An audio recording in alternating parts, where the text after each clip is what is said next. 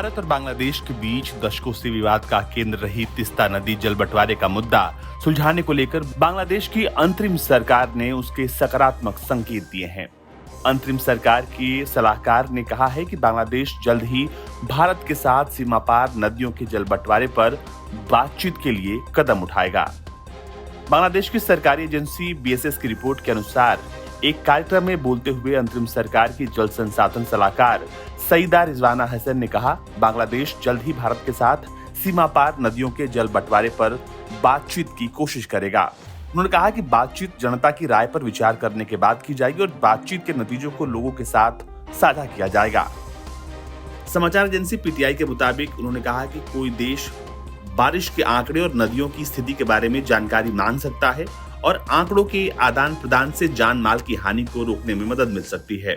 रिजवाना ने कहा कि अंतर्राष्ट्रीय नदियों का जल बंटवारा एक जटिल मुद्दा है, लेकिन जरूरी सूचनाओं का आदान प्रदान राजनीतिक नहीं होना चाहिए।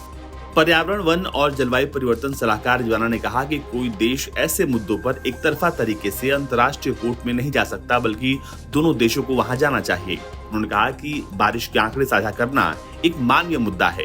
जीवन बचाने के लिए जरूरी आंकड़े दिए जाने चाहिए। बांग्लादेश ये बातें स्पष्टता और दृढ़ता के साथ रखेगा।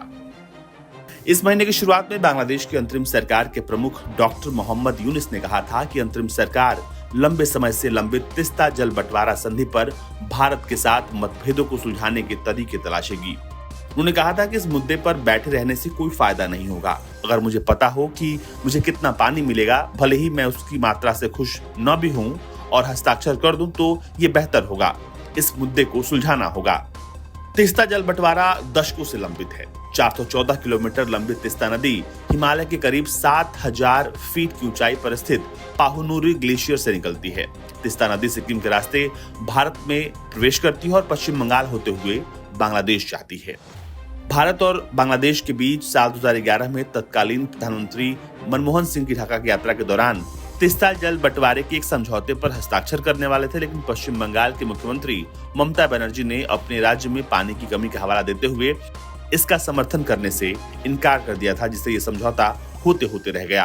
तब से ये समझौता अधर में लटका है और अब तिस्ता नदी के पानी को लेकर दोनों देशों के बीच विवाद लंबे समय से है, लेकिन अब नई सरकार चाहती है कि इस विवाद को हल किया जाए और जल्द से जल्द काम इस पर शुरू किया जाए।